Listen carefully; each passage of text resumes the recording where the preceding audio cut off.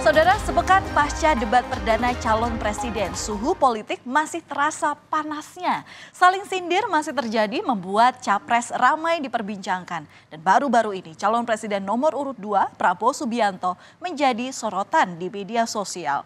Pernyataan yang dilontarkan saat pidato di rapat konsolidasi nasional Partai Gerindra pada Jumat 15 Desember lalu dianggap tak pantas untuk diucapkan.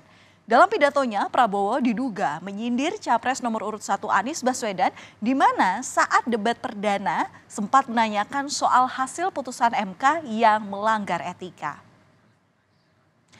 Nah, buntut ucapan Prabowo Subianto dalam Rakornas Partai Gerindra, kini memang banyak warga yang menduga bahwa pernyataan itu menjadi sindiran untuk capres nomor urut 1 Anies Baswedan. Namun hal ini langsung dibantah oleh Ketua Harian Partai Gerindra Sufmi Dasko Ahmad.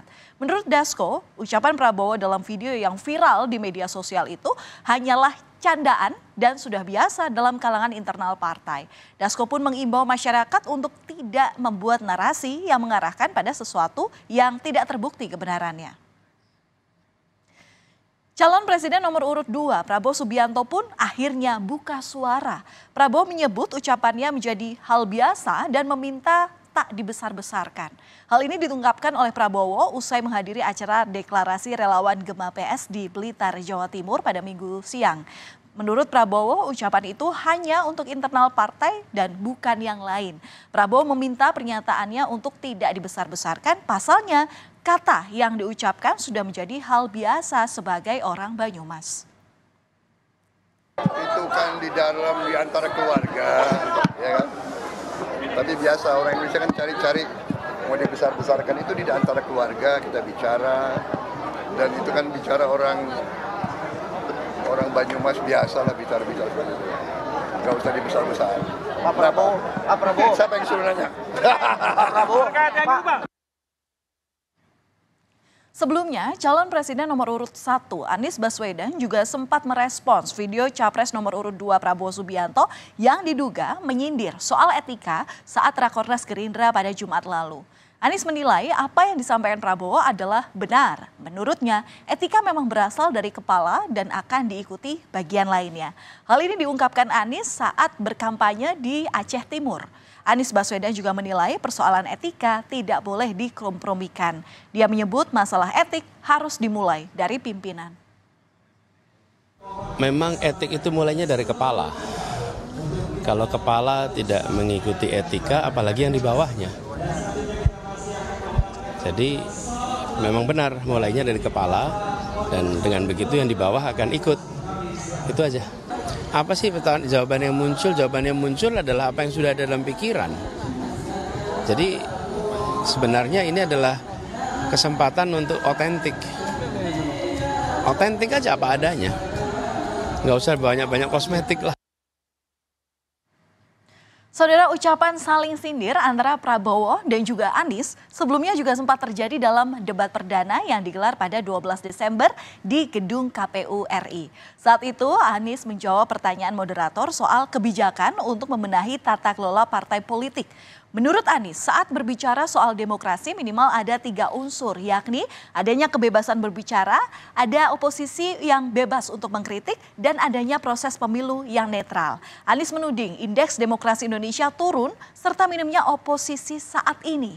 Namun tudingan Anies itu dibantah langsung oleh Prabowo Subianto. Menurut Prabowo saat itu, bila pemerintahan Jokowi otoriter, Anies tidak akan bisa menjadi gubernur. Apalagi waktu itu majunya Anies sebagai gubernur DKI Jakarta diusung oleh Prabowo yang saat itu merupakan oposisi.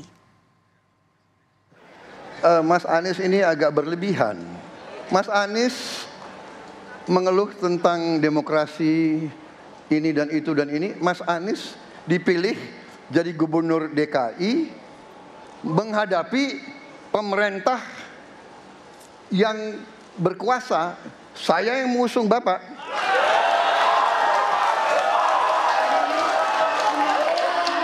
Kalau demokrasi kita tidak berjalan, tidak mungkin Anda jadi gubernur.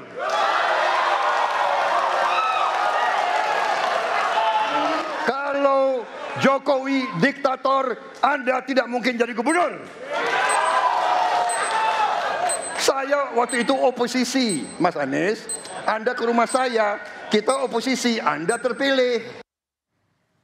Seakan tak terima dianggap terlalu berlebihan, Anies pun balik menyindir Prabowo yang menurutnya tak tahan menjadi oposisi bagi pemerintahan. Padahal menurut Anies, baik itu pemerintah maupun oposisi sama-sama terhormat. Oposisi itu penting dan sama-sama terhormat. Sayangnya tidak semua orang tahan untuk berada menjadi oposisi. Oke? Seperti sampaikan Pak Prabowo tidak tahan untuk menjadi oposisi. Apa yang terjadi? Beliau sendiri menyampaikan bahwa tidak berada dalam kekuasaan membuat tidak bisa berbisnis, tidak bisa berusaha. Karena itu harus berada dalam kekuasaan. Kekuasaan lebih dari soal bisnis, kekuasaan lebih dari soal uang. Kadang-kadang ada yang lupa. Ada yang menjadi gubernur lupa karena demokrasi.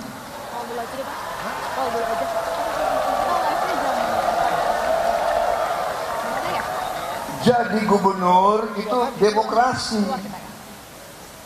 ya kan?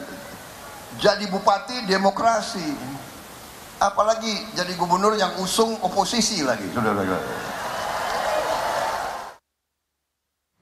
Saudara, ucapan calon presiden nomor urut 1 Anies Baswedan yang menyinggung calon presiden nomor urut 2 Prabowo Subianto tak kuat menjadi oposisi seakan menyulut reaksi partai pengusung Prabowo.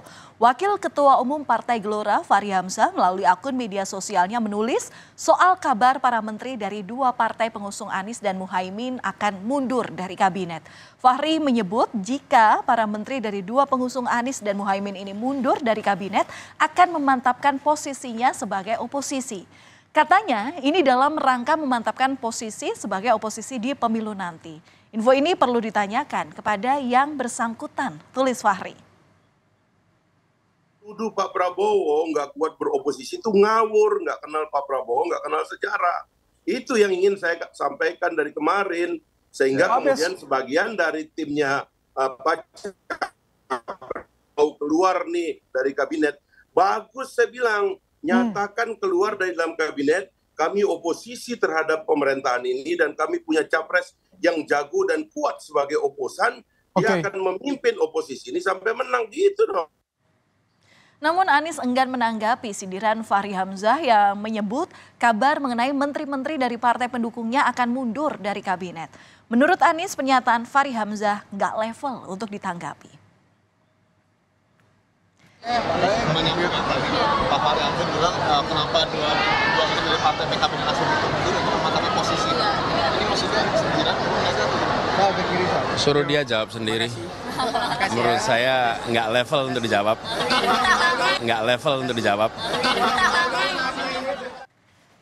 Nah, berbicara soal oposisi, Saudara Ketua Umum PSI Kaesang Pangarep pun turut bicara menyinggung Ganjar Pranowo. Menurut Kaesang, arah pernyataan capres nomor urut 3 pada debat pertama terasa membingungkan. Kaesang menilai sikap capres nomor urut 1 Anies Baswedan condong terhadap perubahan. Sedangkan capres nomor urut 2 Prabowo Subianto jelas akan melanjutkan kebijakan pemerintahan Presiden Jokowi. Sementara itu, Kaesang mengaku bingung dengan posisi capres nomor urut 3 Ganjar Pranowo. Nomor 1 untuk perubahan sudah jelas.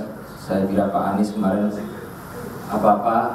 setiap perkataan beliau kurang, ada yang kurang, nanti di kami akan diubah, akan diubah. Dan kalau Pak Prabowo sudah jelas juga akan melanjutkan. Memang kalau untuk Pak Ganjar saya masih bingung tadi positioningnya seperti apa.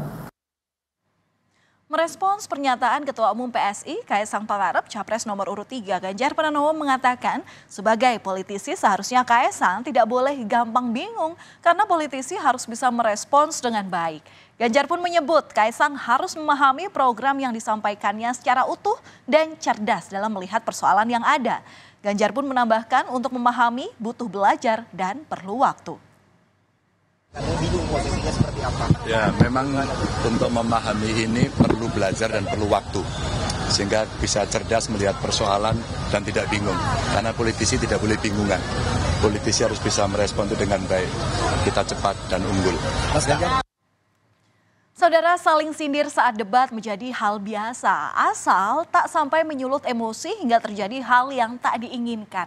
Yang paling penting adalah ide dan gagasan tetap harus diutarakan oleh masing-masing pasangan calon presiden dan wakil presiden, hingga masyarakat bisa menilai bagaimana kualitas seorang pemimpin yang akan dipilihnya nanti. Saudara, debat perdana Capres yang berlangsung panas akankah juga terjadi pada debat Cawapres yang akan digelar pada 22 Desember 2023? Mari kita nantikan bersama. Berita utama